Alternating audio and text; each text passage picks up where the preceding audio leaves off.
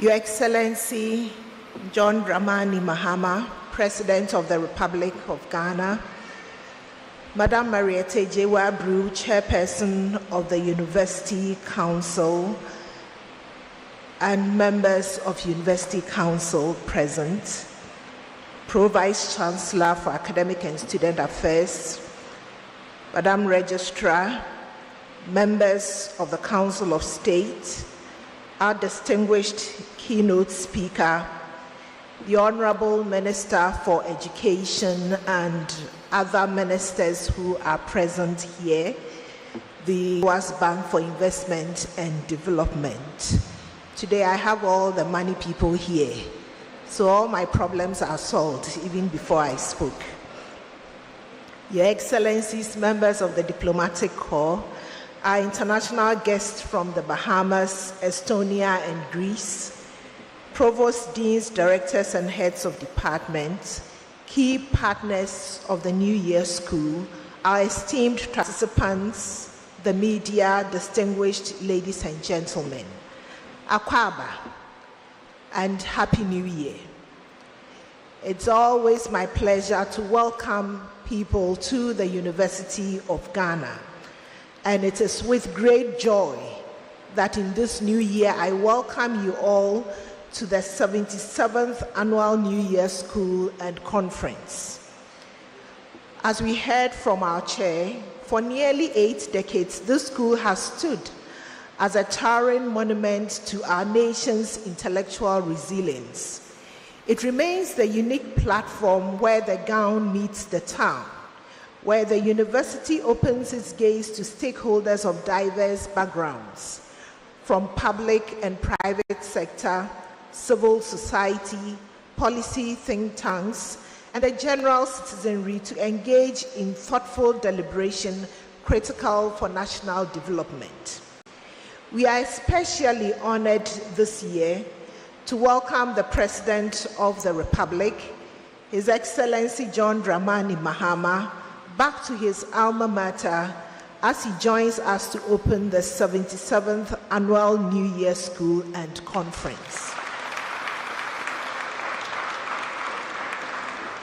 We are proud that the President has 2 degrees from this university. Your profound commitment to intellectual discourse, which is an essential tool for governance and nation reconstruction. On behalf of management and the entire university community, I extend our deepest gratitude to you for honoring our invitation. Our theme this year is Building the Ghana We Want, Together for Sustainable Development. This theme is bold in its simplicity and powerful in its intent. Distinguished guests, as we reflect on it, one thing becomes clear. The we in the theme is intentional. It reminds us that the future we desire cannot be crafted by one institution, one sector of government, or one organization alone. It calls for all of us, every citizen, old and young, to recognize that we each have a stake in the Ghana we hope to build.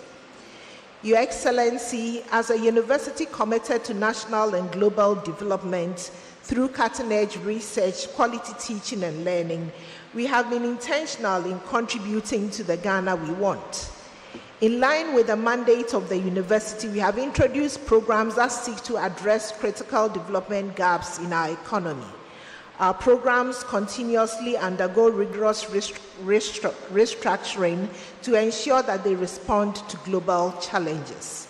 The university has also established strategic collaborations with institutions, both locally and internationally, to pursue groundbreaking research. These partnerships, our students are exposed to learning opportunities which make them fully equipped as innovators, problem solvers, and nation builders to contribute meaningfully to the Ghana we are building. Our commitment to a transformative student experience, which is the first strategic priority of our 2024 to 2029 strategic plan, has yielded visible fruits through our provision of laptops for students, the classroom modernization project, and the provision of hotspot comfort zones across our campuses. Mr. President, I'm happy to report that the University of Ghana, in collaboration with Imperial College London and the Cosmos Innovation Center, KIC, recently commissioned an innovation enclave and makerspace. This is a progressive facility designed to empower students, researchers, and entrepreneurs to transform ideas into impactful solutions addressing Africa's present challenges. Ladies and gentlemen, we are not resting on these achievements. We are vigorously pursuing funding for the construction of a student experience center, a legacy project for our 75th anniversary. Once completed, this multi-purpose complex, housing leadership training hubs, offices for student services, health and wellness centers, creative studios, and commercial spaces will reflect the kind of holistic education we believe in, one that develops not only the intellect, but the creativity, curiosity, and confidence of our students. We have the support of the Honorable Minister for Education on this, and he is helping us all the way through to secure the needed funding. We have also, thank you.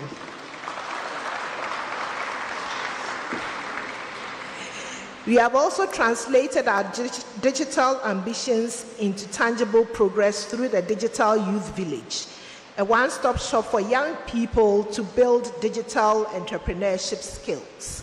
And this is for young people of the country, not just University of Ghana students. The physical structure is over 60% complete, and I wish to express sincere appreciation to the government, both past and present, for their commitment and budgetary allocation to the project. The only challenge we have is the release of funds to the contractor.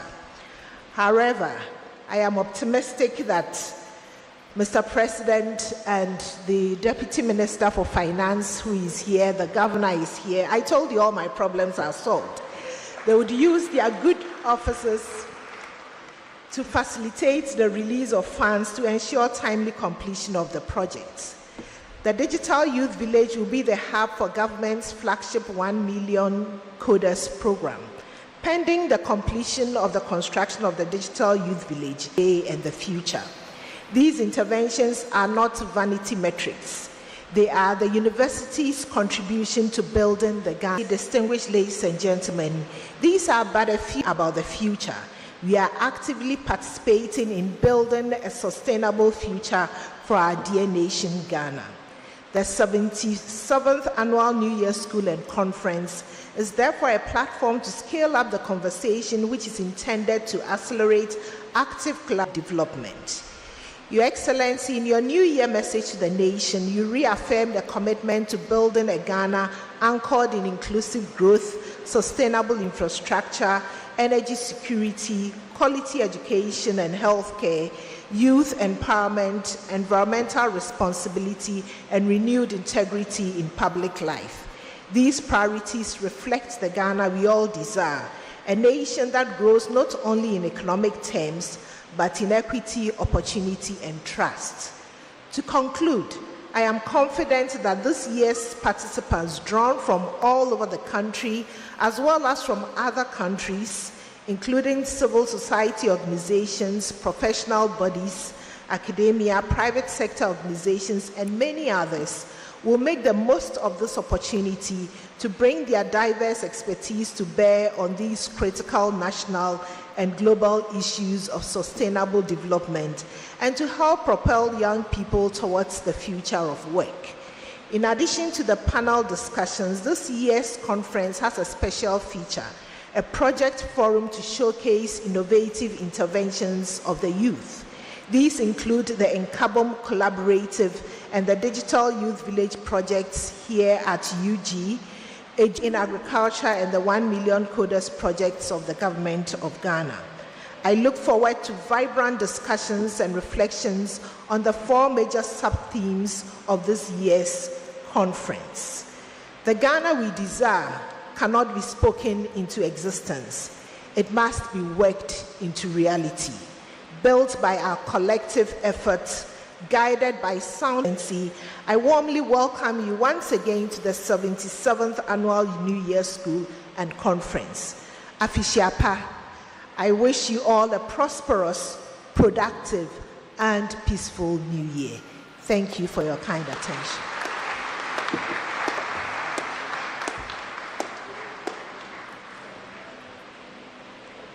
Thank you very much, Madam Vice Chancellor. Madam Chair, Your Excellency, and distinguished ladies and gentlemen, you can take our Vice Chancellor by her word. If she says she's leading us to help build the Ghana that we all want, she does what she says. Please let's give her another round of applause.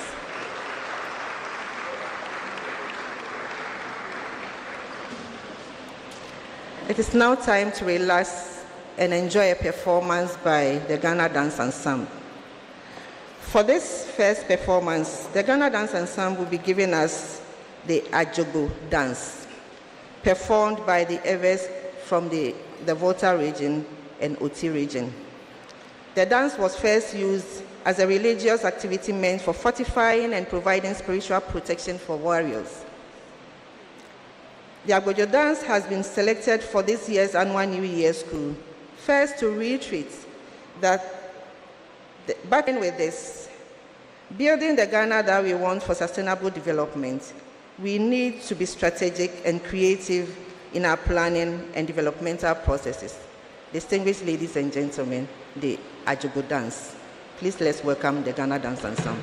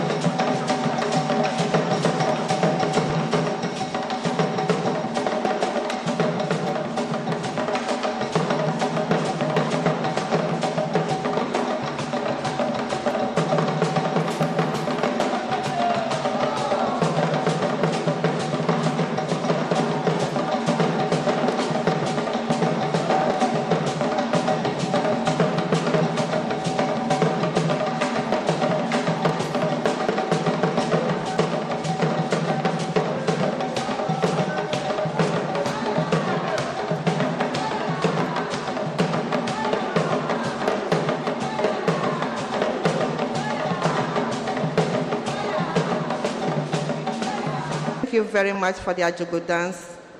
We thank you. We will soon listen to our partners. Here at the University of Ghana, our fourth strategic priority is engagement and partnerships. And so we engage and partner many organizations to be able to champion our strategic priorities to achieve our goals. And this is something that the School of Continuing and Distance Education, which organizes the annual New Year School, is doing so well. So we will soon listen to our partners, but before we do that, I would like us to acknowledge the presence of some dignitaries. We have with us here the Minister for Lands and Natural Resources and Acting Minister for Environment, Science, Technology and Innovation, Honorable Emmanuel Amakufibua. We also have the Minister for Local Government, Chieftaincy and Religion, Honorable Ahmed Ibrahim. And the Minister for Energy and Green Transition, Honorable Dr. John Abdullahi Jinapo. Well, he'll be joining us later. We also have the Minister for Trade, Agribusiness and Industry, Honorable Elizabeth Ofosu-Ejari.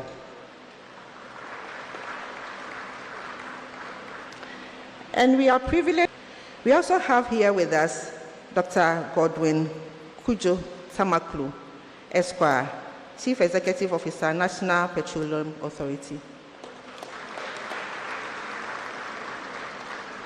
And we also have Mr. Kwame Into Amwa, Acting Chief Executive Officer of GNPC. The Vice Chancellor mentioned the delegates from Tallinn University. Please, could you give us a wave? Kindly give us a wave. Thank you very much. I'll continue with the acknowledgements as we move on. For now, we have our partners here with us, and they are going to give us a maximum of 3-minute speech.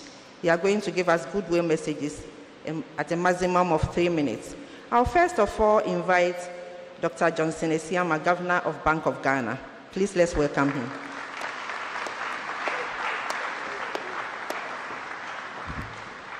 So I'm told I have only 3 minutes to deliver something that consists of about 10 pages. But I'll try to do so. Members of the University Council, policymakers, development partners, members of the academic community, 7th Annual New Year School and Conference of the University of Ghana. For nearly 8 years, this forum has provided a vital space for national reflection, bringing together ideas, evidence, and experience to interrogate the choices that shape Ghana's development path. Let me commend the university for sustaining this invaluable tradition. To this year's theme, Building the Ghana We Want Together for Sustainable Development, it is timely and it is instructive. It reminds us that development is the product of deliberate choices, sound institutions, and shared responsibility. Above all, it reinforces a fundamental truth that the Ghana we want cannot be built by government alone. It requires collaboration across policymakers, academia, the private sector, civil society, and citizens. And that is why we are pleased to participate in the program. One particular perspective I would have shared from the standpoint of monetary policy is to point out the fact that it is not an end in itself, but as an enabler of the broader national objectives this conference seeks to advance. In other words, the stability we have enjoyed last year is not an end in itself. It is an enabler of what is to come in this year. But to one particular theme I want to move to, given I have only 3 minutes, I believe I have just 1 more minute to go, is a very, very interesting issue that has come up in recent times, which we consider a national priority, talking about the Gold Board and the Domestic Gold Purchase Program. His Excellency, permit me to say a few words on these. I want to address this issue, which has featured prominently in recent national discourse. The conversation matters, not because it is controversial, but because it speaks directly to how Ghana manages strategic national priorities at moments of stress and transition. The Gold Board is no longer a concept, it is operational. It is embedded within our macroeconomic framework and has reshaped how Ghana captures value from its gold resources while strengthening external buffers. The relevant question is therefore not whether Gold Board should exist, but how it should be governed, how it should be refined, how it should be sustained, and to do so in the national interest. As you will remember, the domestic gold purchase program was introduced at a moment of acute vulnerability, and this was when foreign exchange buffers became thin and confidence was fragile. Its purpose was clear, and this was to strengthen reserves, stabilize the currency, and create space for macroeconomic recovery by leveraging Ghana's own natural endowment. So, judged against this stabilization objective, the program has played a vital role. It is also important to be candid that this stability came at a cost. Since the setup of the DGPP, which composed of the G4O, the G4 Forex, or the G4R, the Bank of Ghana has had to carry the financial burden of such a national strategic policy, one that sought to restore confidence and protect the wider economy. Indeed, that was a deliberate choice taken in the national interest.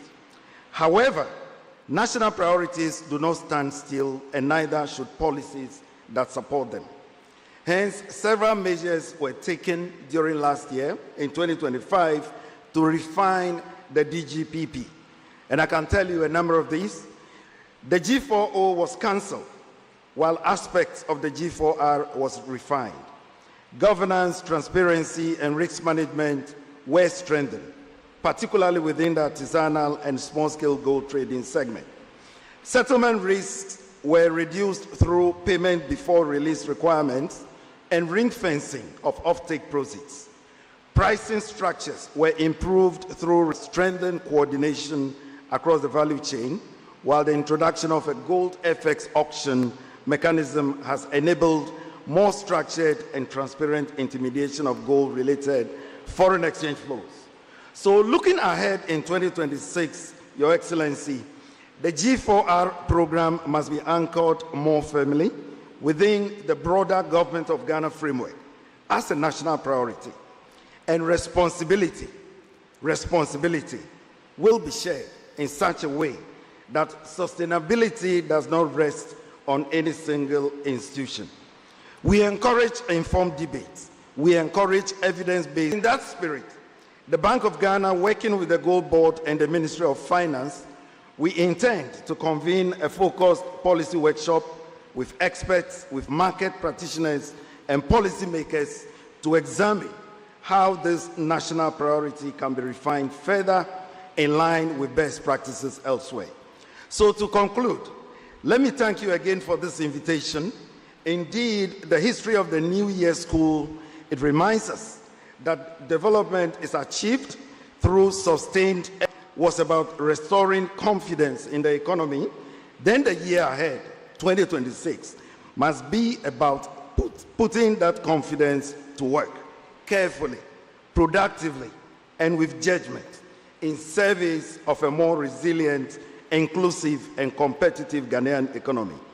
I look forward to the insights that will emerge from this conference and to continued engagement as we collectively build the Ghana we want. I thank you for your attention.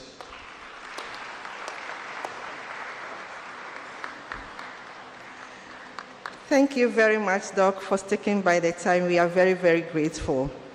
Madam Vice Chancellor, the President himself is here. The Governor of Bank of Ghana is here also. I believe you are ready with your sacks to collect all the funds that they came with. We move on with the statements by our partners.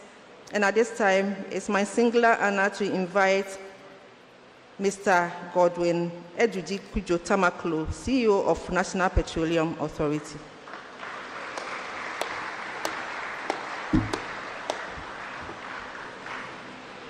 Good morning and a Happy New Year. His Excellency, Mr. President, Council members, our esteemed able Vice Chancellor, Council Chair, my own big sister, I want to use this opportunity, one, to thank the University of Ghana for the opportunity to partner them for this year's New Year School. 77 years of consistency. It takes a lot of grace and weight to keep that. I may want to recommend the New Year's to maybe look at organizing something on 31st December, maybe to end the year well. But that said, the Great Hall always reminds me of quite interesting days. In 2003, when I joined the University of Ghana, anytime they mention Great Hall, you know you are coming for exams. And usually the lecturers and the invigilators will be here looking at us with no opportunity to look anywhere. At least today, I have the benefit of looking everywhere, and I thank the University of Ghana for that. I must say, from my undergraduates, I came back to this same university for my LLB studies. I came back to this university for my master's. So I'm a full-blooded University of Ghana student, and I thank this university for that. The annual New Year School has always been a momentous platform for statesmen, intellectuals, captains of industry, religious leaders to discuss national issues, proffer policy solutions to bring about the needed change and development in the country. The consistency of the organization of this great event is so remarkable, and I commend the organizers for this. The theme for this year's event, Building the Ghana We Want Together for Sustainable Development, is so befitting for the moment, considering the progress that this country is currently enjoying and witnessing over the last 1 year since the assumption of office of His Excellency President John Dramani Mahama. The reset agenda is in motion, and it behoves on all in public and private organizations to play their roles in contributing to the building of Ghana. We want to ensure sustainable development. It is therefore gratifying that the premier university, the University of Ghana, has aligned the theme of this year's New Year School to the reset agenda. MPA's contribution to sustainable development.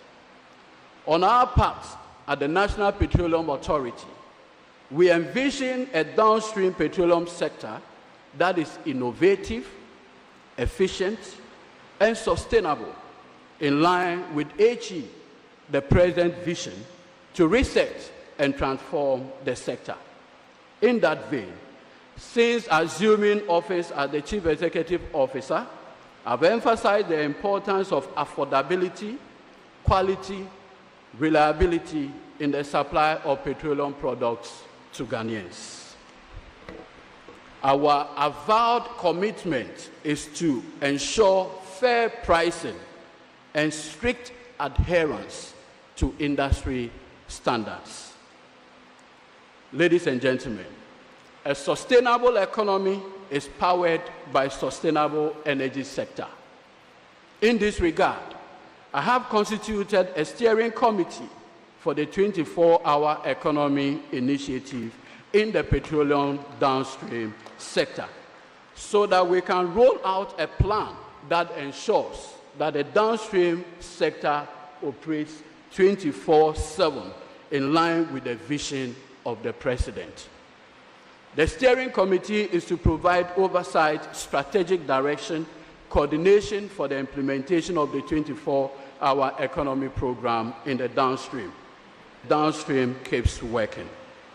As the chair of the steering committee, I'm leading the process towards both infrastructure issues to ensure efficient implementation of the 24-hour economy in the downstream.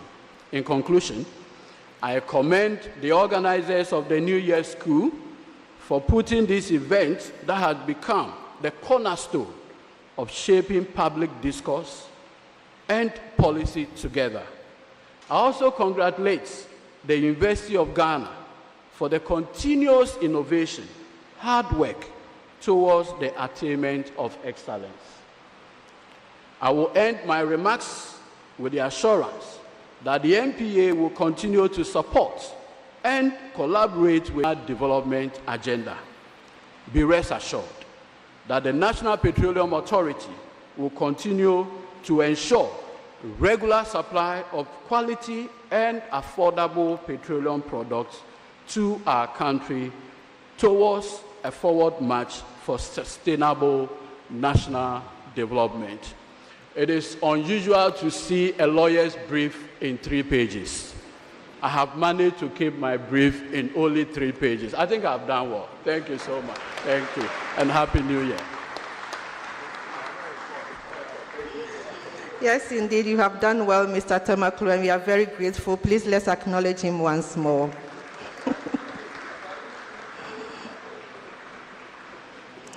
We thank you very much for promising us your continuous support. We are ready to work with you to build the Ghana that we all dream of. Madam Chair, distinguished ladies and gentlemen, it's my honor again to invite Dr. Tony Orbin Esquire, CEO of Petroleum Hub Corporation, to deliver his remarks. Thank you. Please, let's welcome Mr. Orbin.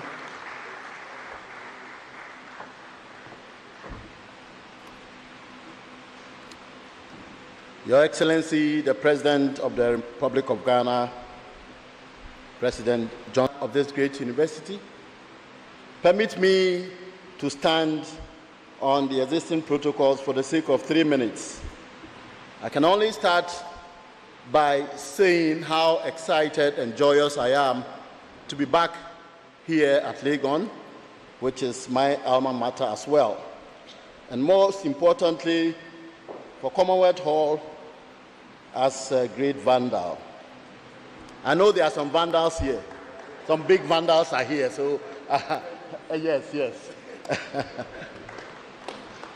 It is with profound joy and deep sense of honor that I deliver this statement at the 77th Annual New Year's Conference. The University of Ghana's New Year's School has for decades provided what every serious country needs. Not only serious universities, but serious countries need. A place where evidence meets policy, where debate meets national purpose, and where citizens across generations renew a shared commitment to progress. The New Year School has long been a beacon of intellectual exchange, guiding Ghana towards progress. This year's theme, Building the Ghana We Want Together for Sustainable Development, is not just inspiring, it is the Ghana we want. I noticed that the theme has 4 sub-themes. And for me, coming from the Petroleum Hub, I have chosen to make my statement around the theme of promoting industrialization, revitalization, support, and transformation. These 4 pillars are not abstract concepts. They are pathways to ensuring that Ghana's current economic recovery becomes a lasting transformation, one that ensures that our 17th IMF program becomes our last, hopefully. Across the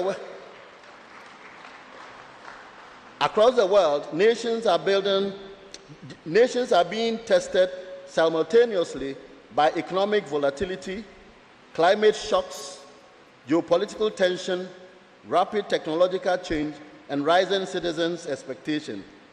Ghana is not immune to these pressures. But Ghana is also not without strength. We have democratic stability, a young population, abundant resources, and tradition of political leadership and political and intellectual leadership. Your Excellency, this meeting presents a pivotal moment. Economy at the center of our discussions and in context. Not too long ago, the economy of Ghana was at the brink of collapse, and its downward spiral was like the fall of a meteor, and no one could predict the bottom of the trough. Today, under the visionary leadership of His Excellency President John Dramani Mahama and the diligent stewardship of his economic management team, we are witnessing not only a revival, but a deliberate reset of this economy. Key economic indicators reflect this progress. GDP growth, which stood at 2.9% in 2023, accelerated to around 5.7% in 2024 and has continued. Inflation, once a severe burden, has been brought under control, declining significantly from 23 to the stabilized commodity market and effective policy measures. Employment trends show improvement, with unemployment easing amid expanded opportunities. And for the cedi, we all know what has happened to it. It has been properly arrested.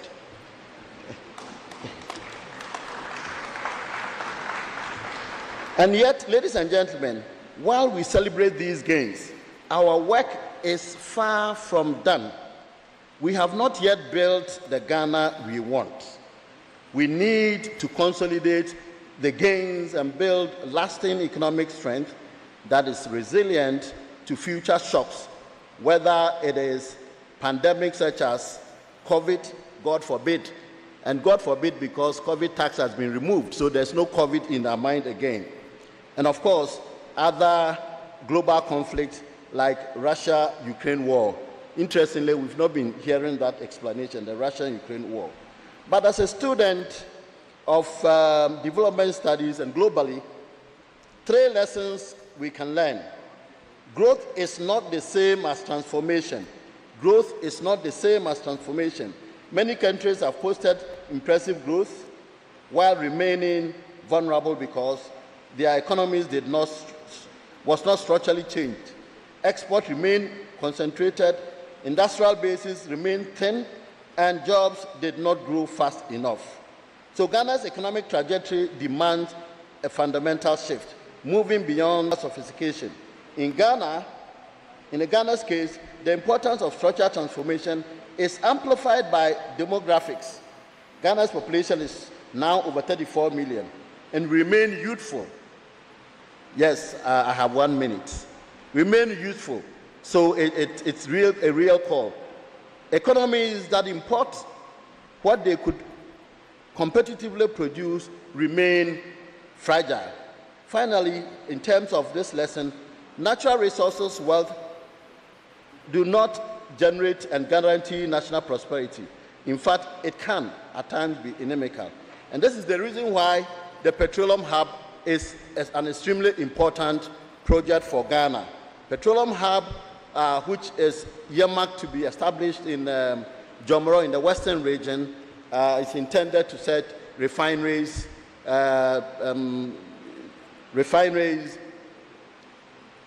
petrochemical plants, and tank farms in the area. After serious research into that, the potentials are huge, and we are told that we are able to boost our economy, if it's fully on stream, by about 70%. So our GDP will be boosted by about 70%. Employment, if it goes to its full throttle, is likely to create about 700 plus. Very much, and God bless us all.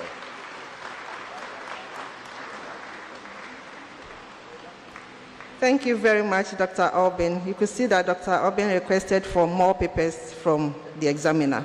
We thank you very much. Please let's acknowledge him. We thank you for all the good ideas you are bringing to support our partnership. I now invite Dr. George Ajekum Donko, President of ECOWAS Bank for Investment and Development, to deliver his remarks. Please, let's acknowledge him as he comes.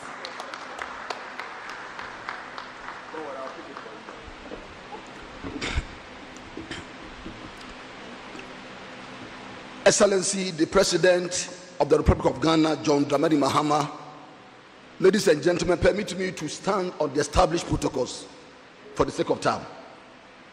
We are very grateful to the organizers and the university authorities for inviting the ECOWAS Bank for Investment and Development to this very important because it goes beyond. Excellency, you agree with me that the problems that Ghana faces are the same problems that the 15 West African countries, known as ECOWAS countries, face. All of them the same problem. And for that reason, Your Excellency, your vision of building the Ghana that we want is very, very critical and very, very timely. What are some of the challenges that we have identified as the regional financial institution? For the avoidance of doubt, the ECOWAS Bank is the regional financial institution owned by the 15 ECOWAS member countries. Even though 3 countries have left us, but through the instrumentality of recurring economic vulnerabilities, governance structures, that's weak governance structures, social inequalities, massive infrastructure gaps, and a lack of clear strategy to tackle the climate change menace. These are challenges has consistently highlighted. What are we talking about if you say the Ghana we want? Your Excellency, permit me to just share a few ideas with you. The Ghana we want is in which every Ghanaian will be happy to call it a home. The Ghana we want is which is a well-structured society where everything works and there is respect for the rule of law. Number 3, the Ghana we want is marked by transparency and accountability devoid of favoritism. The Ghana we want is characterized by safety and security at home and on the streets. The Ghana we want in which education and skills training are informed by industry and socially relevant themes. The Ghana we want is where there are equal opportunities for all, underlined by meritocracy in the access to education and jobs. The Ghana we want is in which citizens have decent jobs. The Ghana we want is in which the roads are paved, there is consistent electricity supply, and access to potable water for all. Ghana we want, what are the building blocks? 1, we should build a knowledgeable and vibrant society that provides solutions to everyday challenges. Number 2, we should build strong, adequately funded institutions to enforce our laws. We should create an enabling environment for entrepreneurship and innovation by locals and improve the chances of survival of new businesses. Number 4, we should build enabling infrastructure. I'm talking about electricity, transportation, and digital systems. And number 5, prioritize sustainability objectives in the pursuit of national goals. Your Excellency, in pursuit of these objectives, I would like to assure you that the ECOWAS Bank for Investment and Development, which is your bank, is committed to supporting your developmental agenda in all the areas that I've mentioned. Distinguished ladies and gentlemen, in an era characterized by rapid technological disruptions, evolving trade corridors, and urgent imperative for sustainable development, our collective action is very critical than ever. I wish you a very fruitful celebration, and I hope that together we'll build the Ghana that we want for the betterment of our future. Thank you very much.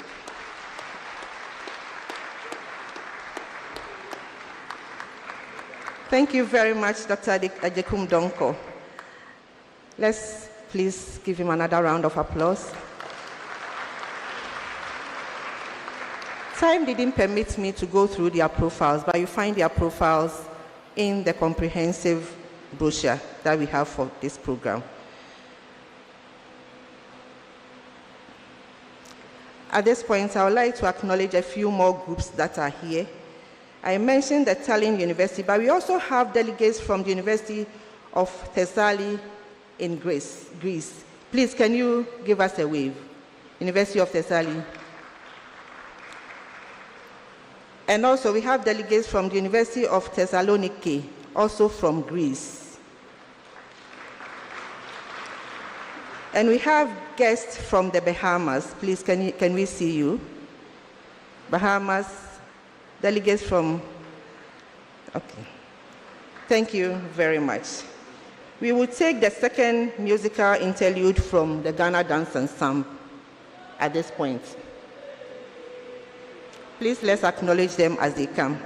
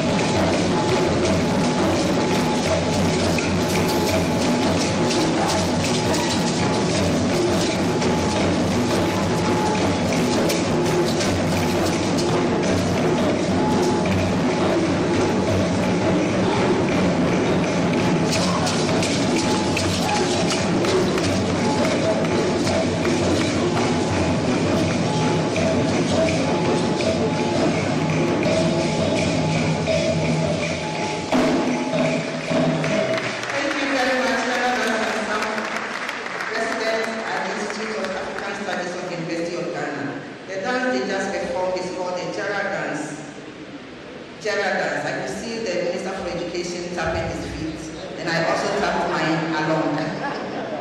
It's a dance discovered by a hunter who chanced on mystic beings moving in secret ways to achieve their aim. And he came back to the community to share the knowledge. And he's telling us to share. It's time to listen to our keynote address. And I will give a profile of our keynote speaker. So our keynote speaker is Mr. Ishmael Ivan Jansen, who is an accomplished, well-known corporate executive and a governance expert in Ghana. He joined UAC of Ghana Limited, later Unilever Ghana Limited in 1996, when I believe he obtained a BSc Economics degree from the University of Ghana. He worked for the company for 38 years in various capacities, the last 18 years of which he was the Chief Executive Officer and Chairman. Please, as I said, you'll find an update profile of him.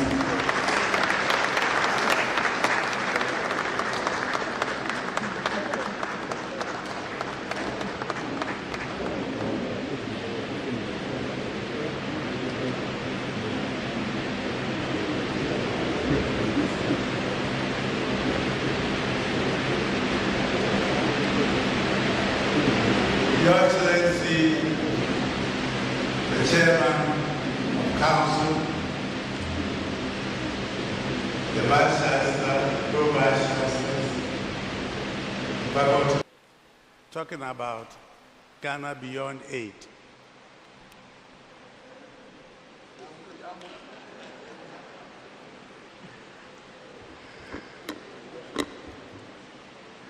So this is the third time I'm having. I told my people that it's a very difficult job because on all the three occasions, the sitting presidents were here and I had to review their campaign promise. And today, I've been asked to do just the same.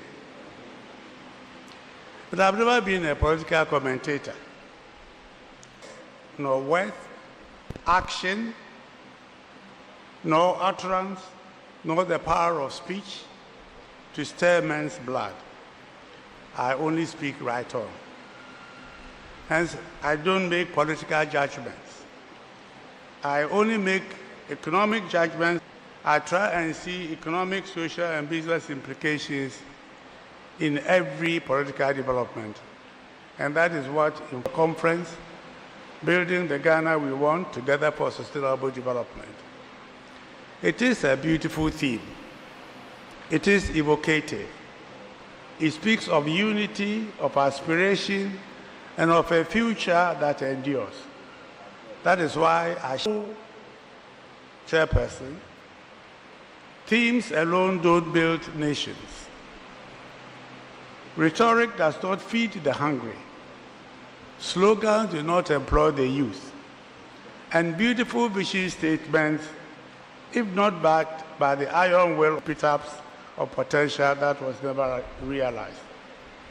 And sadly, our history is replete with many such beautiful vision statements.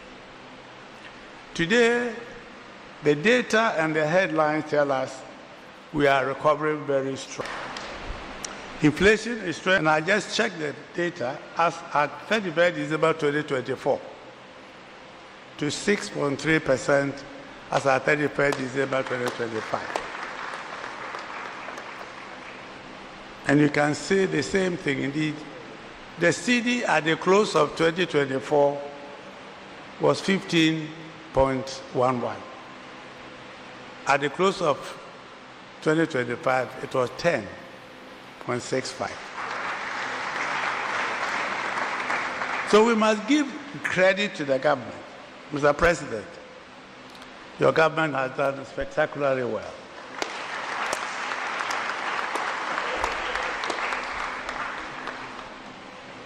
Your first year has been simply spectacular.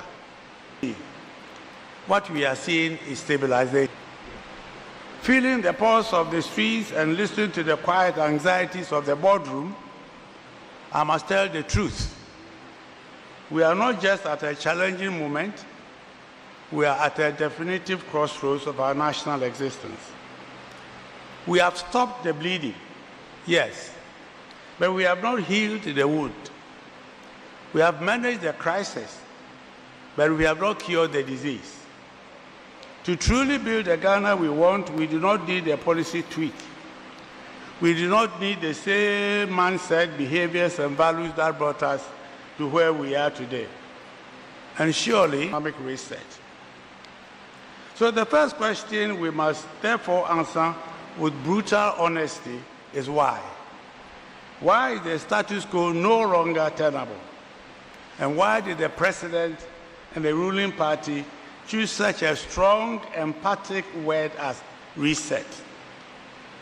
To answer that, we must look at the key dimensions of our current reality, i.e. the national malaise, the structural trap, and the crisis of values, largely driven by our political architecture. Honorable Chairperson, if you walk the streets of Accra, sit in the markets of KJT or speak at the share farmers in northern Savannah, you will find a consensus of discontent. It is not a loud, riotous anger. It is something agony of unpredictability. In a functioning economy, a business owner can plan to build a major factory because he trusts that the factory is a reliable, decent, well-paying job. In Ghana, citizens and business struggle to plan for 6 months. The volatility of our macroeconomic environment in the past means the price of basic food items, building materials, or fuel shifts like the wind. Sadly, even as I speak today, businesses do not have great confidence in the medium to long-term sustainability of our current macroeconomic stability, despite the commendable and impressive achievements of the last 12 months. The engine of any democracy and dignity. No country can build a sustainable, vibrant economy in a constantly disruptive and uncertain environment. And then the culture of impunity. Madam Chair, the Birim, the Ofin, and many others are turned into toxic mud by illegal mining. With this destruction, we see this destruction happening in broad daylight, often with the complicity of those who want to protect us. When a nation poisons its own water to feed the greed of a few, it is not just an environmental crisis, it is a spiritual collapse. Additionally, Ghanaians watch helplessly every day as their leaders plunder the resources meant to develop their medical, educational, water, roads, bridges, and other economic and social infrastructure, while the few public office holders acquire huge and numerous assets and live offensive, ostentatious lives. Besides, we have created a society where who you know has become infinitely more important than what you know. We have replaced merit with patronage. When a young graduate with a first-class degree feels that their hard work is worthless without the protocol connection to get a job in the public service, we are telling our youth that excellence no longer pays and that they are better off of independence. It is a scar on our national conscience that we cannot guarantee consistent power and water to our industries and citizens. I sit on boards where we have spent millions of dollars on backup generators. This is money that could have been used to expand factories and hire workers.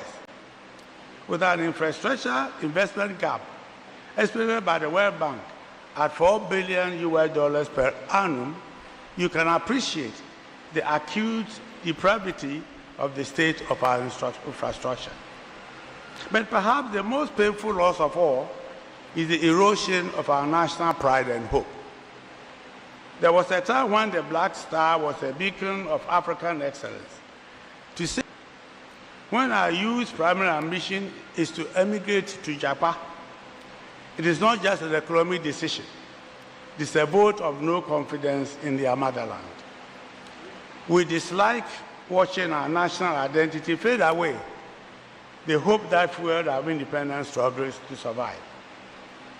But we must also look outward.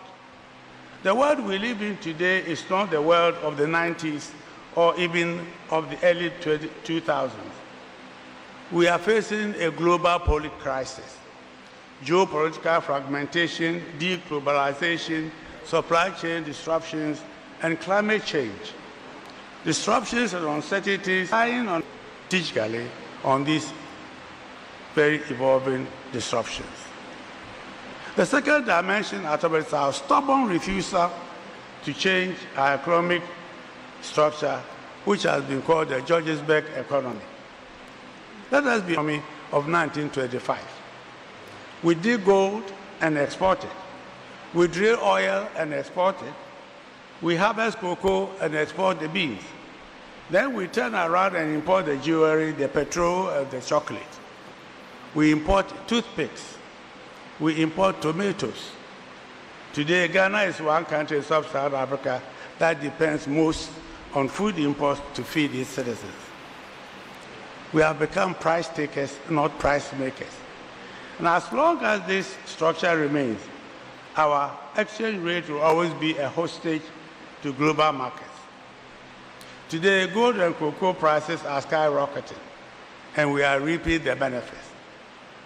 But we must be careful to use the word for made in Ghana brand must transform from a patriotic slogan to a mark of world-class quality products and services, as well as export competitiveness. Madam Chairperson, every government since independence, this one will not be the same.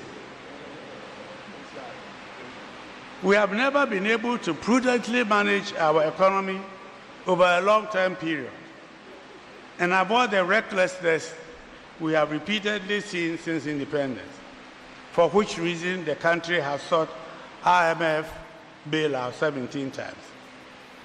Economic mismanagement breeds uncertainties. Indeed, what we saw in the last 4 years prior to 2025 can only be described as chaotic, because chaos is where you don't know the rules anymore. A situation where every 2 to 3 years we build the economy, create confidence, and then take 1 to 2 years to destroy whatever has been created, and then start all over again, is only a recipe for perpetual poverty. Ghana needs a minimum of 10 years of consistent, solid, good, resilient economic performance to demonstrate a sustainable, prosperous economy worthy of investors' trust and confidence. Madam Chairperson, the combination of the structural weakness and political short-termism has regrettably birthed a profound crisis of investor confidence. Capital is a coward. It goes where it is safe and stays where it is treated well. Today, we face a loss of trust, changes policies overnight, introduces legislation that fundamentally change the business operating environment, or fails to honor contractual obligations. It signals that Ghana is not a serious jurisdiction for long-term capital. We have traded our reputation of stability for short-term fiscal survival. Finally, the crisis of values and our political architecture. This, for me, is the deepest systemic cause of Ghana's failure to meet the aspirations of its people. The political architecture, which has become toxic and self-destructive. Some have even argued that it has makes it possible for presidents to make all leadership appointments in the public service. But to me, that is not the issue. It is a doubtful process which undermines the quality and appropriateness of the appointments. The recommendations for the appointments are managed by party executives and are therefore driven largely by party considerations. and therein lies the risk into kleptocracy, which weakens checks and balances. A reset requires that the constitutional review decouples the dominance of the executives over other institutions of government, the civil service, and the public sector. We need strong institutions, not just strong men, as Barack Obama reminded us some time ago. Probably even more worrying is that since the inception of the Fourth Republic in 1992, the role of money in Ghanaian politics has grown exponentially. Studies have estimated the cost of running for parliament at hundreds of thousands of dollars, and a shot at the presidency at the tens of millions. The high cost of politics has therefore led to the upsurge of dirty money within campaign funding and the election of many not fit-for-purpose leaders. This politicization thus undermines democracy by promoting unfit leaders, corruption, and reducing the role of honesty and integrity in politics and the management of the economy. Always shared that being independent is great. Being independent with a purposeless leadership is dangerous. But being independent with purposeless and corrupt leadership is fatal. It is this fatality that has faced Ghana in the last many years. And that is why Ghana needs to be reset so we can build a prosperous country. What does it mean? We want a prosperous nation that provides opportunities for all its citizens. A nation where hard work pays and where a young graduate can envision a dignified future. Not in the queuing lines floors in Europe. We want a country where citizens and foreign companies can see opportunities and are able to invest long-term to create jobs. And a country where an ordinary Ghanaian citizen can have confidence and hope in his own, the rich, and the punished own taxes and production, not by their own development agenda, not dictated by external institutions such as the UN 10 Commandments captured in the Sustainable Development Goals. So how and what must be done to reset Ghana? If we agree, how do we execute the reset? To reset Ghana will require decisive, simultaneous action on 5 strategic fronts. This is not a menu from which we can pick and choose. It is an integrated architecture for survival. First, we should refocus leadership purpose and culture. We must shift our leadership culture from one of entitlement to one of service, feed and thrive, depending on its own. Whether you talk about Malaysia or Singapore or Dubai or Rwanda, Vietnam or South Korea or other such successful countries, the story is the same. So, development. To underpin good leadership, we need an enforceable code of conduct. And Your Excellency, I must thank you and recommend you for the recent publication of the Code of Conduct for Public Office Holders. Holding people accountable is another. The optics of leadership matter. So we need leadership that upholds. Current governance structure is still too heavy, overly expensive, ineffective, and inefficient, even after the drastic reduction in the number of ministers and deputy ministers. The heavy and burdensome bureaucracy we have created only promotes perverse incentives for pervasive corruption. Yet we all know that corruption destroys countries and businesses. So we must confront it as a crime. Gradually, the solution is the digital antidote, which is within our grasp. We must aggressively digitize all high discretion public services. If we fully automate the ports, we remove the customs officer's discretion to extort. If we digitize the land registry on a blockchain, on a dark contracts where contracts are inflated, we will thereby succeed in eliminating the human interface where bribery and corruption borrow our way to prosperity, and no country has ever succeeded doing that. The cycle of boom, bust, and IMF bailouts must end with our generation. And we can only succeed if we commit to sustain disciplined fiscal and monetary policies over the medium to long term. And we have already seen signs of that. We need to institutionalize fiscal restraint. We cannot rely on the goodwill of politicians to spend wisely. We must legislate a strict statutory debt ceiling and enforce it. And repeat, enforce it. Our fiscal buffers to buy votes through unbudgeted projects. This is economic suicide, as a research requires an independent before it spirals. On the monetary policy side, the Bank of Ghana governor is already here, so I better be careful. The Bank of Ghana has a difficult job, but we must balance inflation in the past, hovering around 30 to 35%. It is mathematically impossible for a legitimate company to compete when the cost of money is that high. And that is why we must even strive stronger to bring down further the current relatively lower interest rate levels achieved over the last 12 months, for which the Bank of Ghana must be commended to the productive sectors. Now, Madam Chairperson, we need to create a future-fit fourth industrial revolution economy that is inclusive. Honorable Chairperson, the world is not waiting for Ghana.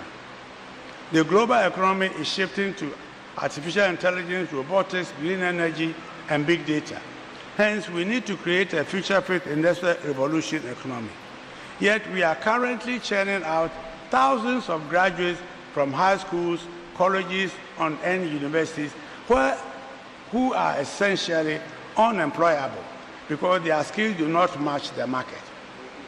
We are training students for the economy of the 1980s, not 2030. There is therefore an urgent need to bridge the gap between academia and industry. University curricula should not be written in isolation by professors. They must be co-created with industry bodies. And we must execute a massive pivot to technical and vocational education and training.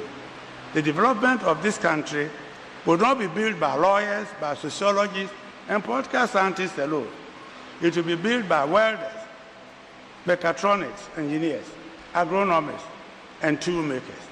And this mindset must be reset. A skilled technician in a reset Ghana should command as much respect and pay as a bank manager. Finally, the government must understand its role. Government has no business being in commercial businesses where the private sector is better able to manage more professionally to create value. I didn't say government has no business in business. I say government has no business in commercial business. Côte d'Ivoire does not have a cocoa marketing board. What it has is a regulatory body that manages, regulates, and stabilizes the cocoa and coffee sectors. Yet it produces, Ghana has had a cocoa marketing board for years, and yet we are currently struggling to produce 500 tons of cocoa with mountains of debt, many SOEs. So there are lessons we can learn from our neighbor and other countries of the world. Furthermore, it crowds out the private sector, driving up interest rates. Instead, the state must focus on de-risking investment in supplies. So what should citizens expect to see in a reset Ghana? Number one, we should expect transformational leadership. Leadership with values that build, not destroy. Leadership committed to transparency, accountability, integrity, and ethical behavior. Leadership with example, where leaders live the sacrifices they preach. We also expect predictability. A risk a CEO can budget for a factory expansion without fear of a currency collapse next week, next month, or next year. We must expect efficiency from our bureaucracy. Ghanaian businesses and ordinary citizens must expect to be served with dignity and speed in a 24-hour economy by a passport officer at a port or by a tax authority, but even more crucially, without paying a bribe or needing a connection to. Citizens also expect quality jobs from a reset Ghana. A reset Ghana must provide decent, well-paying quality jobs. We should not be talking about hawking on the streets as jobs. We should be talking about a pension and dignity. And lastly, we expect a reset Ghana where there's respect for the rule of law. In our new Ghana, citizens, including corporate citizens, must have confidence that if you are wrong, the system will protect you, regardless of your political affiliation, your tribe, or your social status, or the origin of your investment. The law must be blind to power. So are we on track 1 year after we launched the reset agenda? We must be honest in our assessment of where we stand today. If we look at the last 12 months, the verdict is nuanced. We have achieved great things. We have achieved macro stability. We have stabilized the economy, but we are yet to achieve transformation. So the good side, the IMF program, and we must commend both the Minister of Finance, the Bank of Ghana, and the government for stepping back. But are we on track for the deep reset I have described? If we have made impressive progress at the macro level, yes, we have. But overall, especially at the micro level, the answer is no, not yet. The structural drivers of our crisis remain intact. Our disruptive is dangerously high. Our debt overhang, including the energy sector debt, still threatens to suffocate our fiscal space, and the cost of doing business remains prohibitive for the private sector.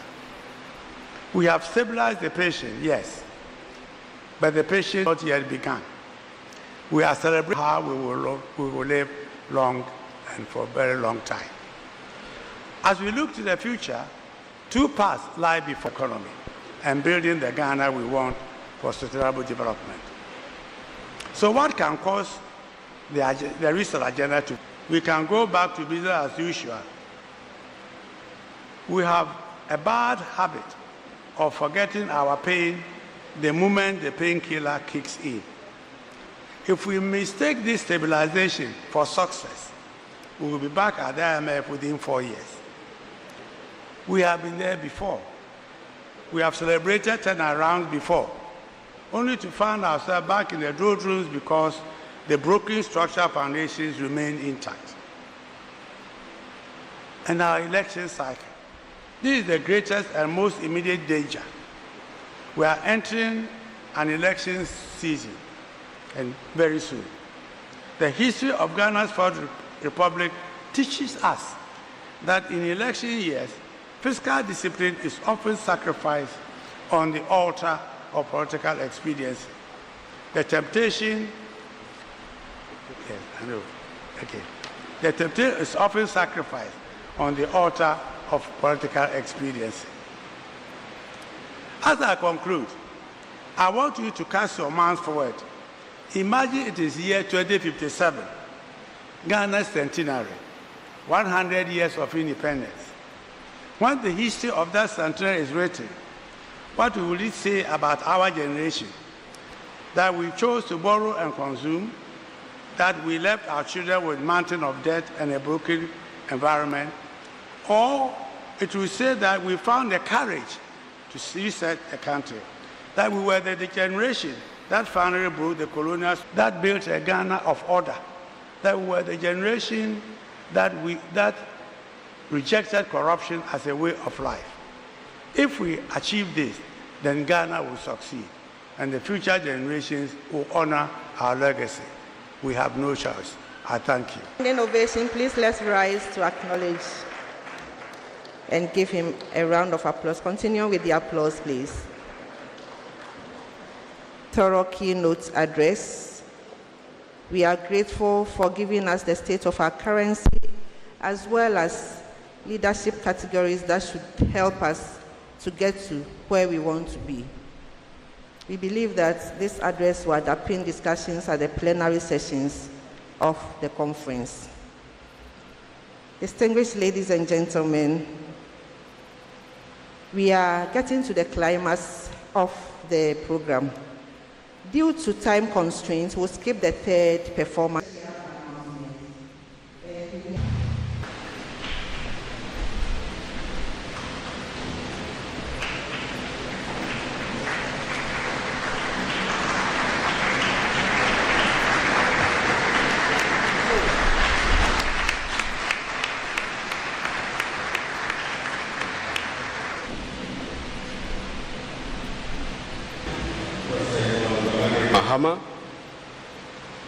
The Chair of Council, the Vice Chancellor of the University of Ghana, I stand on behalf of the Provost of the College of Education, the Dean of the School of Continuing and Distance Education, and the Chairperson for the Annual New Year School Planning Committee, to extend our sincere gratitude to all our partners and supporters that assist us in ensuring we host a successful Annual New Year School. But for this year, we have a very distinguished personality who had been our greatest supporter on this journey. Chair of Council, it's my greatest pleasure to announce to us that His Excellency, the President of the Republic, has donated an amount of 100,000 Ghana cedis to support the Annual New Year School. We also want to put on record the support that we have received from all our other partners.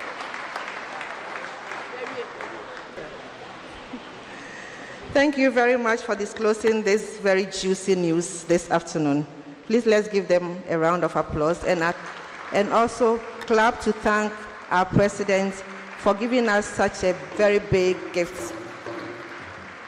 Dr. Doche is the Executive Director of the 77th Annual New Year School and Conference.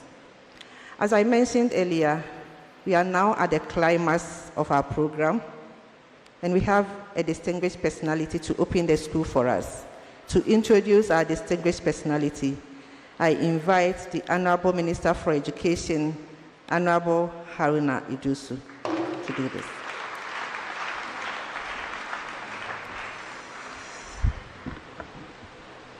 Excellency President John Dramani Mahama, President of the Republic of Ghana and Commander-in-Chief, your very able Chair of Council and Chair for today's ceremony, Marietta Brew, Legal Advisor to the President, Speaker, Uncle Ishmael Yamson.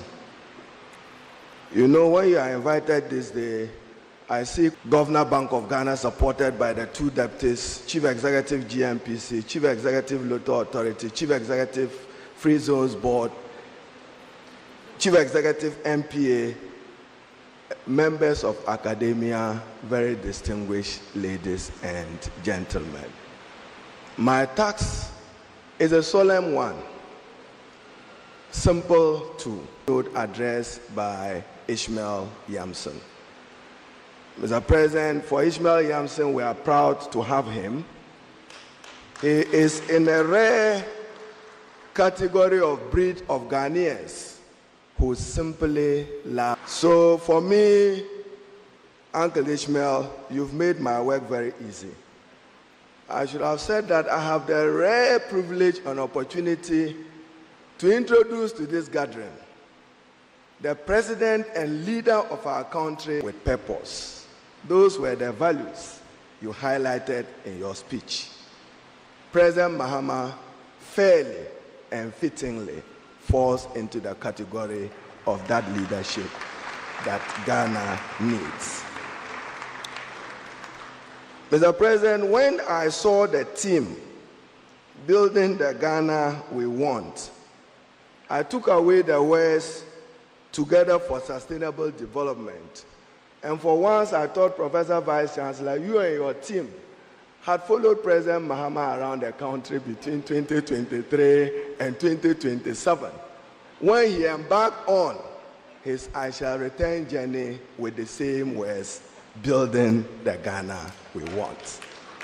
So, Madam Vice Chancellor, probably by coincidence, I'm sure today you wanted to do an examination and evaluation of the 1 year of President John Dramani Mahama building the Ghana we want, so that you can do an intellectual depth analysis of his presidency in the 1 year. Uncle Ishmael attempted. At least President Mahama is resetting Ghana. And for those of us in this room who know him and who went around with him in the country, I still recall in Cherpune when we arrived following the bad road, and the chief and his elders wanted to speak. Those of us with not his kind of patience wanted to stop one of the guests from speaking. The president stopped us and said, allow him, I want to listen to him. And he wanted to listen to the concern in Cherpone, which was about a poor, porous, and motorable road and the lack of access to quality drinking water. So to this guest, you have a listening president who even in coining the building the Ghana we want, wanted it to be owned by Ghana and by Ghanaians. That is why prior to Ghanaians, what kind of Ghana? Ghana, where its opportunities are shared, President Mahama will provide that leadership. A Ghana governed by rule of law, where the law governs, not a banana republic, a republic governed by law, strict religiously by law. We are a proud democracy led ably by President John Dramani Mahama. And then to the naysayers, before I introduce him, Vice Chancellor, some good news for you. President Mahama has instructed me to instruct the GET Fund to make an allocation of 200 million Ghana cedis in the 2027 formula, not 26. 2027 formula of the GET Fund, 200 million Ghana cedis for the completion of the Digital Youth Project. Governs with law. The GET Fund board have already gone to their board meeting and approved the formula for 2026. So advisedly, the president said into 2027, that will be done. So before I finally invite the president, those of you also in the wilderness of governance research, and Uncle Ishmael, President Mahama have accepted your challenge. His next focus, 2026 beyond, will be to lead this country through that he would lead and that he would provide into 2027 to build the resilient and strong public. So when the Vice Chancellor and Chair of Council ushered you into a procession, for once, Mr. President, I wanted to sing, but I wasn't sure whether as a Vanda you joined me in singing. You joined me in singing in your days in the university. Anytime we had exams, because of the apprehension of exams, the Vandas will walk around this university. So on that note, I have the singular and distinguished honor to introduce to you the President of the Republic of Ghana. I see the dancers wants to usher him in. In 1 minute, I'll yield to you to introduce the President of the Republic, the leader who is governing with conscience, and the leader who is governing with purpose, and the leader who wants to share fairly the opportunities of this country so that every Ghanaian can walk and knock through the gates of prosperity. And every Ghanaian will trust that he means well for our country. He has stabilized the economy, as you heard from our keynote speaker. the cedi depreciation is no longer epileptic. At least it has stabilized. And he would lead Ghana into the world of strong public institutions delivering the public goods. He's gone through all the mills, from assemblyman to MP, deputy minister, minister, vice president, acting president, president, and I shall return president of the Republic. A rare honor to invite President John Dramani Mahama to open the 77th Annual New Year School and Conference.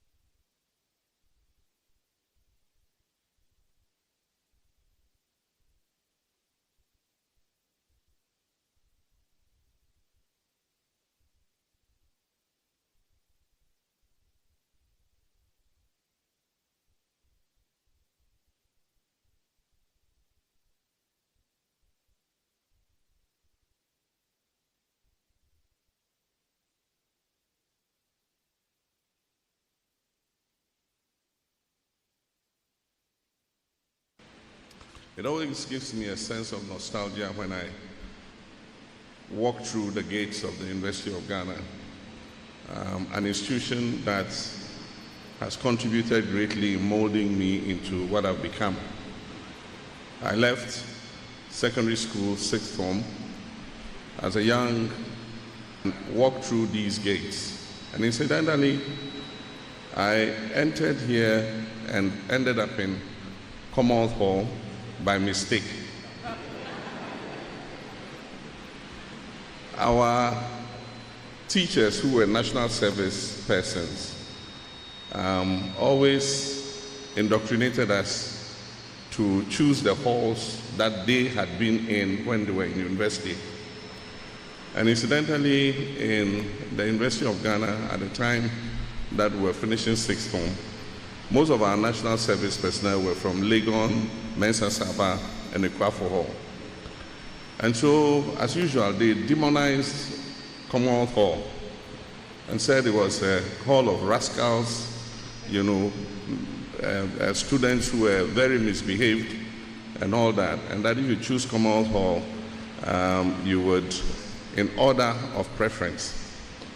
And so, based on this indoctrination, I chose Legon Hall first, Mensa Saba second, don't clap yet, Ekwafo Hall third, and Commonwealth Hall last.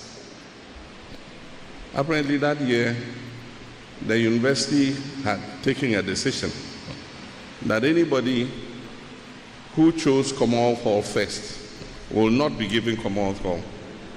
And all those who chose Commonwealth Hall last will be sent to Commonwealth Hall. So I ended up in Vandal City, a very shy young man. Today, if I can stand before 100,000 people and say what it made me an extrovert, it made me expressive.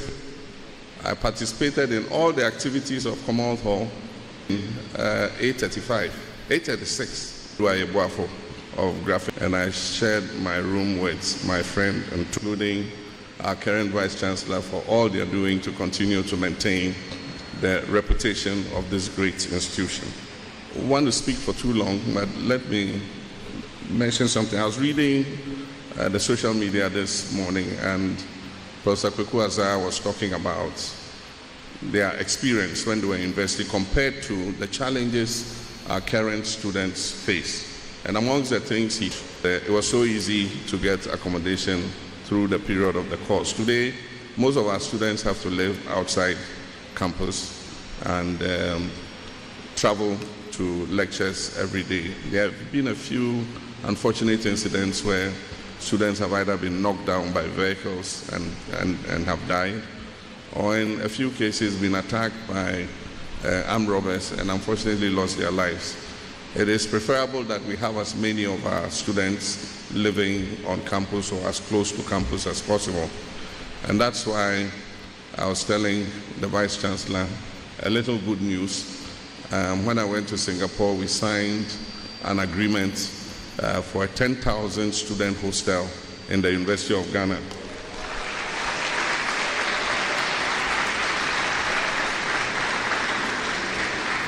And this is going to be a prefabricated building.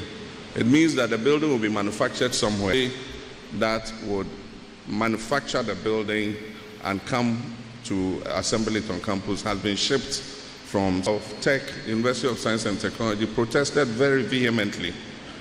Why 10,000 for Legon alone? Of course, they say, Obia Hohoronsio Ebananamu.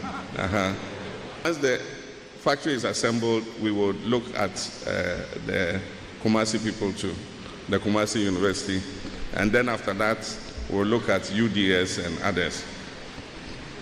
But we've been sitting for a while, so I normally will tell a joke to focus your attention on my speech. It's not too long. But one of the jokes about giving long speeches was this guy who was supposed to give a keynote address. My uncle, after a while, people started slipping out in the course of his speech. People started slipping out. By the time he came to the end of the speech, after 2 hours plus, there was only one person left. And so when he finished the speech, he went down to thank the person. And so, look, I want to thank you very much for staying to listen to the words of wisdom that I gave. You are the only one left, who appreciated the speech I was reading. And he said, oh no, I'm sorry.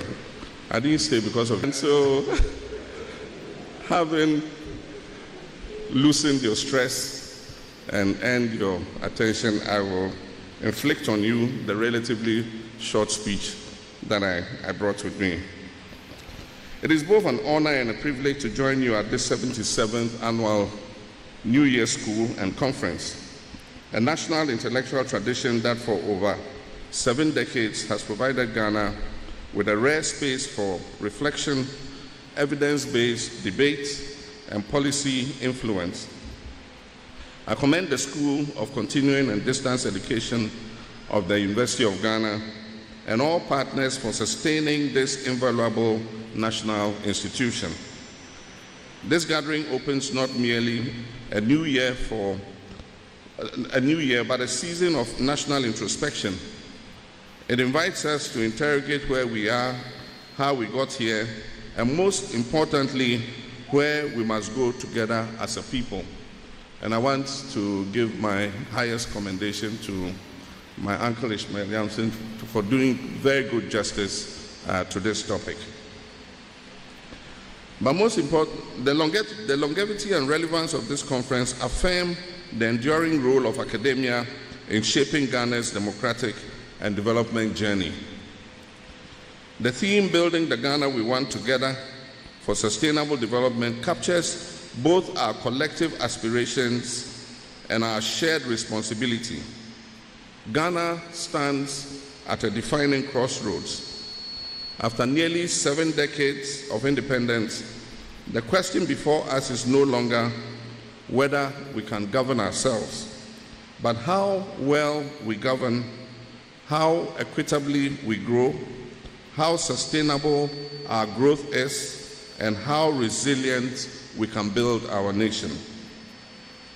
It is important to note that the Ghana we want cannot be built by any one individual or single administration. It requires partnership, it requires discipline, innovation, and national consensus building. It demands that we move beyond rhetoric to implementation, beyond short-term fixes to long-term solutions, and beyond narrow interest to the national interest. Growth and consolidation must be permanent. We must continuously strengthen state institutions, continuously grow our economy, and consolidate accountable governance. We cannot build the Ghana we want if the progress made under one regime is reversed under another. Our economic development programs must be medium to long term. We cannot build the Ghana we want together if after every regime change, economic development programs are discarded and replaced with entirely new ones. Our progress as a nation must transcend political seasons. And this is why I've decided to make this second mandate, you can clap if you want, graciously granted to me by Ghanaians count. I've pledged to raise our economy and governance to a level that no succeeding government can reverse.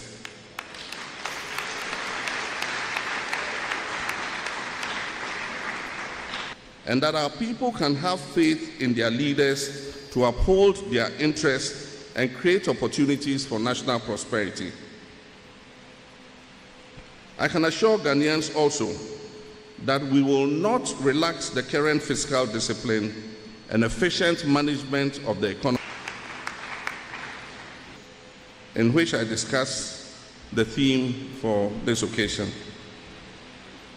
A sustainable Ghana must rest on a productive, diversified, and resilient economy, one that is capable of withstanding shocks while creating opportunity, dependence on raw material and knowledge-based enterprise. We will roll out a policy this year that requires value addition to our mineral, has placed the 24-hour economy and accelerated export development program at the heart of our reset agenda. This program is not a slogan, it is a structural transformation strategy to extend productivity and jobs across the value chain. This can only be achieved in an environment that is conducive to investment. And this is why my administration has moved quickly to implement the urgent reforms that are required to stabilize and grow our economy.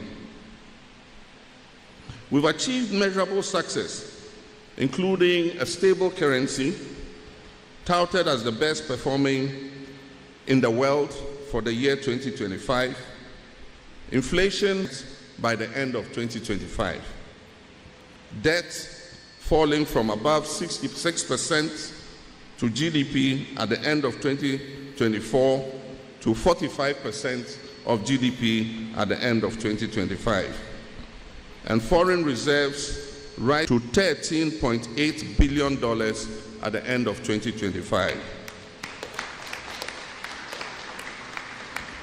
Madam Chairperson, we're investing massively in improving our infrastructure. And this year, we invested more than $13 billion in our Big Push program. In 2026, this will see massive improvements in our road network, in rail, in aviation, in health, in education, in agribusiness, and manufacturing. And one of the iconic projects under our Big Push is going to be the Accra-Kumasi Expressway.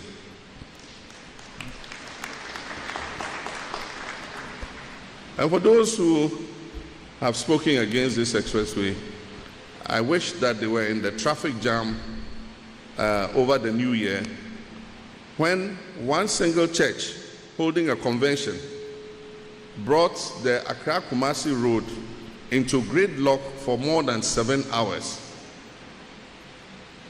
Accra is the biggest city in Ghana and the capital. Kumasi is the next biggest, a single lane road linking our two major cities. This will be a thing of the past, and I'm looking forward to cutting sword.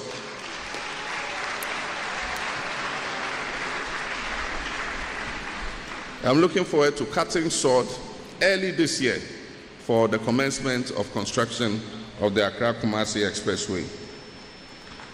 Early this year too, I will inaugurate the task force that will begin the demarcation and design of the Green Digital City.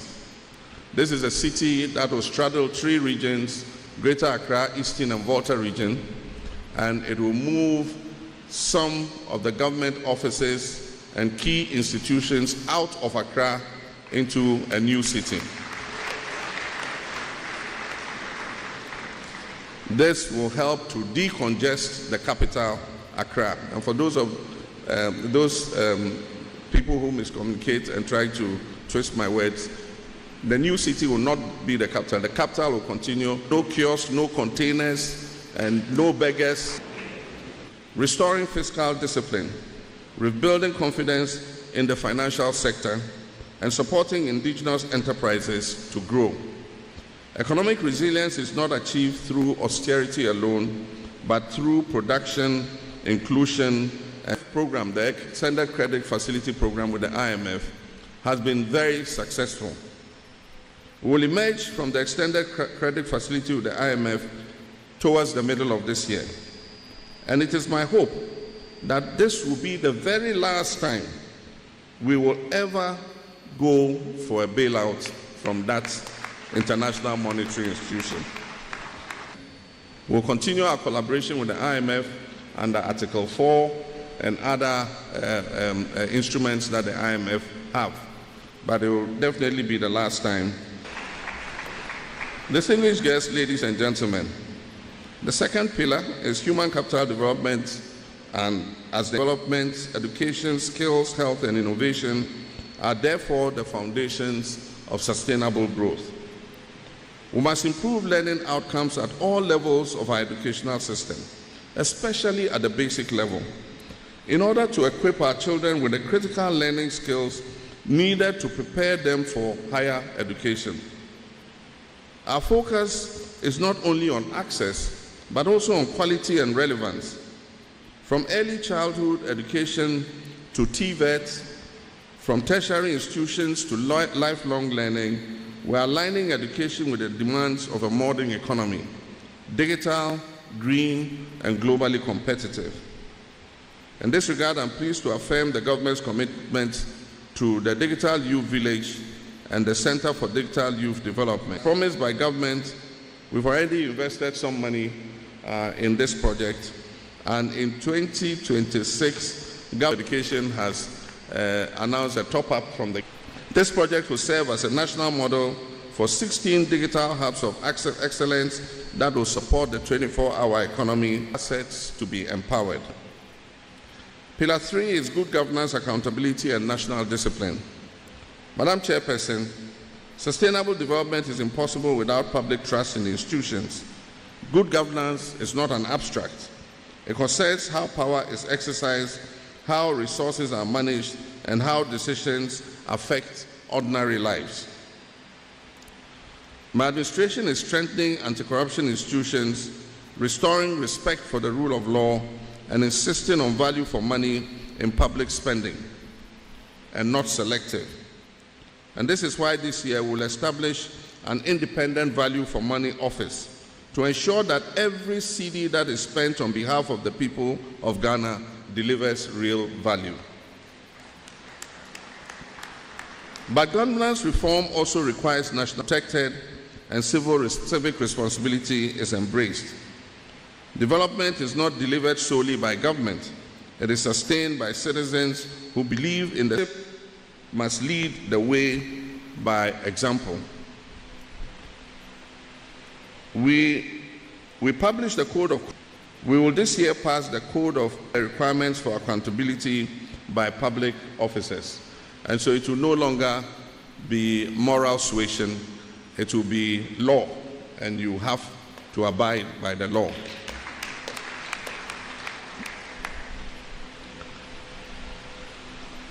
There's a very interesting incident. A friend of mine arrived, a businessman from Dubai, and he was in first class. I won't name the airline. Everybody knows which airline you normally would take if you go to Dubai. He was in first class. And first class, for those of you who have traveled in first class before, it's got 8 cabins. And this person arrived and was the only person in the first class cabin. And I said, "Oh, President, why have you done that?"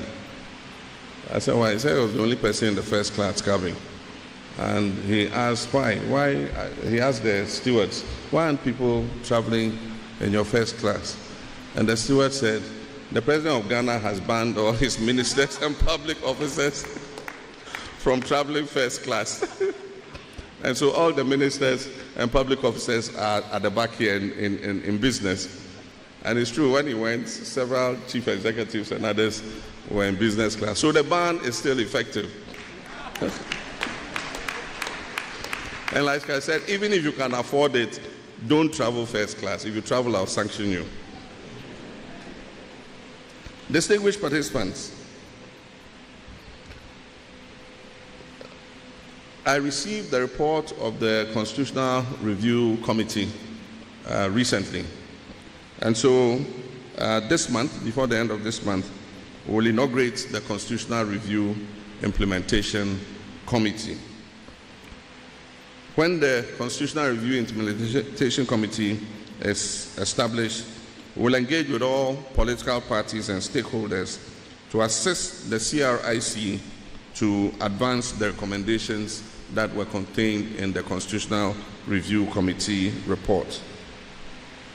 The fourth pillar I want to talk about, distinguished participants, is on environmental stewardship and climate resilience. And I think our uncle Ishmael Yamson talked on that very much. We cannot build the Ghana we want while destroying the natural foundations of our future. Environmental degradation from illegal mining to deforestation and pollution poses a direct threat to food security, water systems, livelihood, and public health. Our development path must therefore be climate smart and environmentally responsible.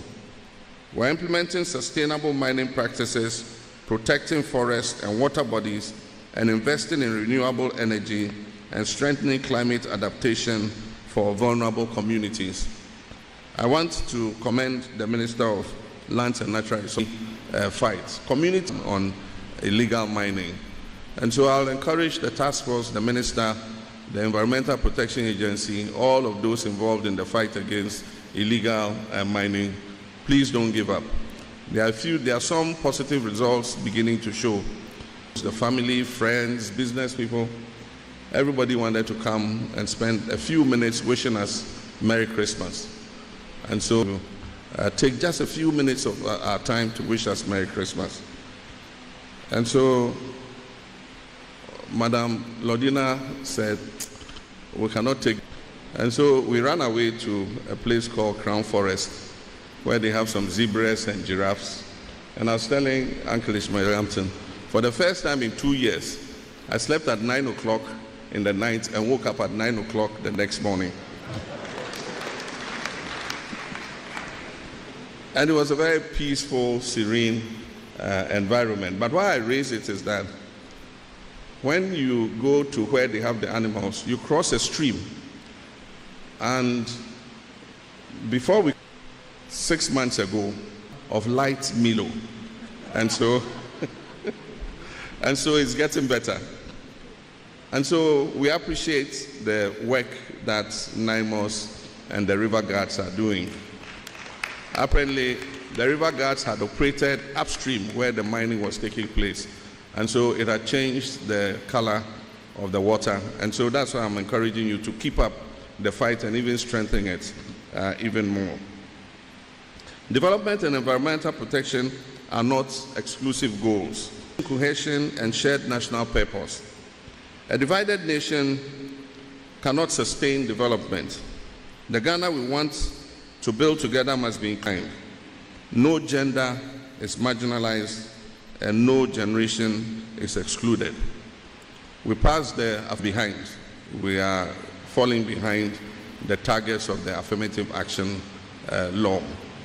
We must accept that our female gender is equally as qualified and capable of running public office as the male gender.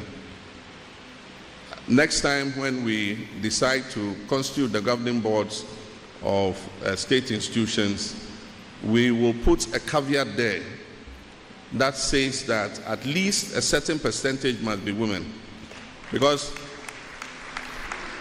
most of the governing boards have institutional representatives. And so when the president appoints those he's expected to appoint, he appoints a certain number of women and men. And then we expect the governing boards to bring their representatives. And you find in almost all cases that they are all men. And so we'll change. Institutions are compelled to make sure that the right percentage of these governing boards are constituted by women.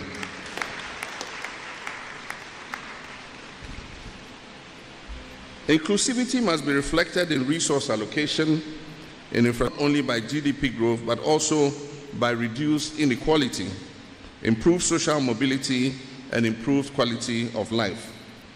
National unity is not uniformity, it is shared purpose and diversity. Distinguished ladies and gentlemen, the role of partnership.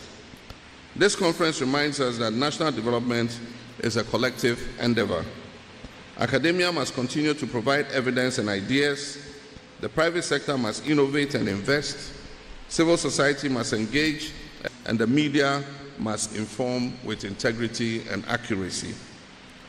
The annual New Year School has consistently provided a platform where ideas meet policy. Recommendations from your deliberations at this level. As I conclude, the Ghana we want is not an illusion. It is achievable through discipline, hard work, unity, and visionary leadership.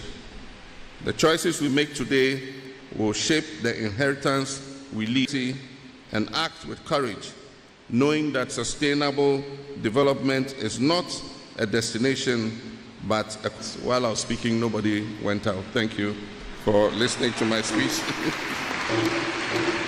I hereby declare the 77th Annual New Year School and Conference duly open. May God bless us all.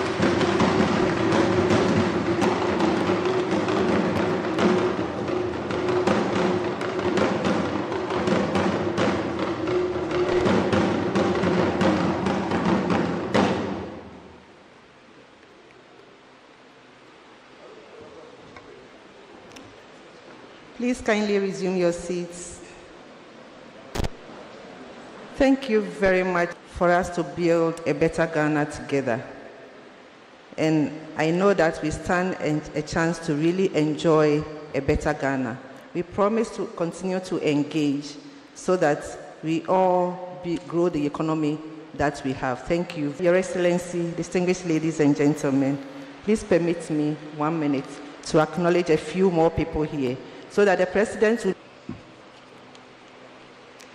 We are privileged to have the Deputy Minister for Finance here with us, and left. We are also privileged to have Honorable Richard Jan Mensah, Deputy Minister for Energy and Green Transition. And we have the two Deputy Governors, the first Deputy Governor of Bank of Ghana, Dr. Zachary Mooney, as well as the second Deputy Governor of Bank of Ghana, Mrs. Matilda Asante. Thank you very much for coming. We also have Ms. Nanaya Srebo, District Governor of Rotary International District 9104 Ghana, with us.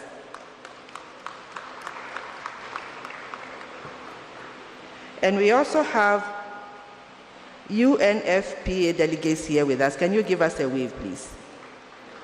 Thank you very much. With us. Thank you that you made time to join us for this ceremony. At this point, distinguished ladies and gentlemen, I'll invite our chairperson. Thank you very much. Mr. President, Vice Chancellor, Ministers, Minister for Education, Governor and CEOs present, I stand on all existing protocol. I think this morning has been a very interesting and informative session. We've all listened to the speeches, and I'm not going to delve into them again. But two things struck me from the keynote speech and then from Excellency's speech as well. The keynote speaker said, the last year has been spectacular under the government of His Excellency John Dramani Mahama. But he added a caution. He said, and therefore that means that there's a lot of work to be done. His Excellency has stated in his speech that this second mandate, he's going to build a Ghana where succeeding governments cannot reverse the structural changes he's going to make. He's going to raise the bar so high. There'll be equal opportunity, where there'll be an economy that is resilient. We will not go back to the IMF again. And we thank His Excellency for that assurance he's given us. What it means is that as participants, your work is cut out for you. You have to come up with ideas and policies that's into the speeches, and you know where we want to be. To our partners, we've heard all your promises. We hope that you continue to partner with us. We thank you for your partnership for today's program, but that is not the end. We'll be coming to you for more.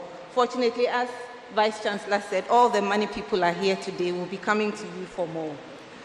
We thank His Excellency and the Minister for Education for the 200 million Ghana cedis, which they've assured us in the year 2027 from Get Fund, which will go to our digital village, which will go a long way to support the CODES program. And Education has also whispered to me that in respect of the fees, we can go up to not more than 10, not more than inflation, not more than the rate of inflation.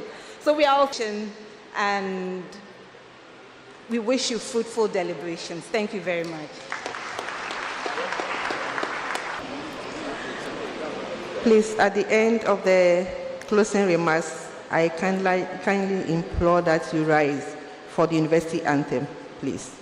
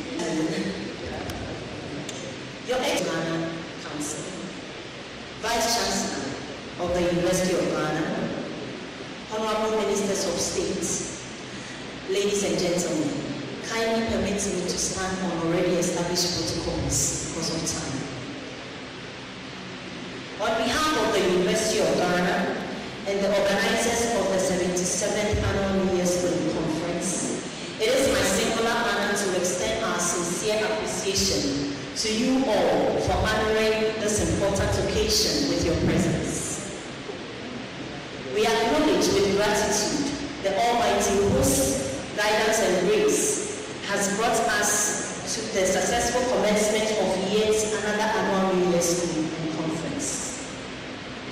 Our deepest gratitude goes to our special guest of honor, His Excellency, the President of the Republic of Ghana, for graciously accepting our invitation and for your distinguished presence. Your fair commitment to education, particularly tertiary education, and your vision for national development align closely with the mission of the University of Ghana. Your address has greatly enriched this occasion and has set a clear direction for the deliberations ahead. Thank you for your generous donation for the organization of the annual New Year's School. We are sincerely grateful to the chairperson of the University of Ghana Council, Madam Marietta Jewa-Brew, for chairing this program and for your support. Senior management of the University of Ghana, for your strategic leadership and unwavering support, which continue to strengthen the university's pursuit of excellence in teaching, research, and service. We thank our distinguished keynote speaker, Mr. Ishnel Yamson of Ishnel Yamson and Associates, for the insightful and thought-provoking presentation. It will direct engagement at the school and conference. Thank you very much, sir. We acknowledge with gratitude our partners of the 77th Annual New Year's School and Conference, collaborating ministries as the Ministry of Finance and the Ministry of Communication, Digital Technology, and National Petroleum Authority, National Petroleum Power Corporation, ECOWAS Bank for Investment and Development, GNPC, MTN, IDEC, Ghana Free Zones Authority, Rotary, UNFPA, and a host of others for your invaluable support. We are grateful to the University of Thessaloniki, Greece, and representatives and guests from the Bahamas. We are grateful to the Education Minister and all Ministers of State here present. Your Excellency, Madam Chair, kindly permit me to commend the Planning Committee of the 77th Annual New Year's School Conference for their dedication, attention to details, and tireless efforts behind the scenes, which has contributed immensely to the success of this event. We are grateful to the Provost, Public Affairs Director, and all other directories. We remain grateful to the whole university community. Thank you very much for your support.